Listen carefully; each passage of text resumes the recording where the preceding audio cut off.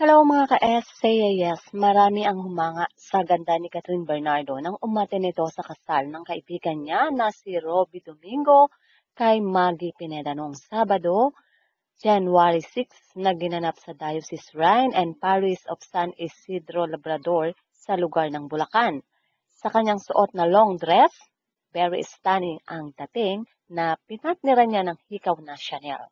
Isa nga si Catherine sa mga abay sa kasal ni Robbie at makikita sa mga short video na lumabas sa social media.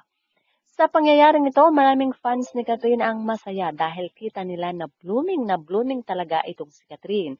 At nandun din ang kanyang ex na si Daniel Padilla na kapareha naman niya. Marami sa mga Katnill fans ang natuwa nang muling makita ang kanilang mga idolo na magkasama. Hindi pa rin sila nawawala ng pag-asa na muling magkabalikan ang dalawa. Iba-iba ang wish ng mga fans. Ang mga Katnill fans wish na muling mabuo ang relasyon ng dalawa dahil nga sila ay mga bagay na bagay at talagang napakatagal na raw ng pinagsamahan. Ayon naman sa mga solid Catherine fans, tila ayaw nang magkaroon pa ng chance si Daniel na pumasok sa buhay muli nitong si Catherine.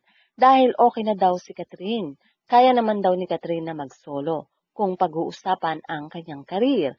Napatunayan naman na daw ni Catherine at lalo ngayon na napakaraming mga gustong makapareha si Catherine sa pelikula. Napakaraming opportunity na nakikita ang mga solid fans ni Catherine kung ito ay hindi na makikipagbalikan kay Daniel.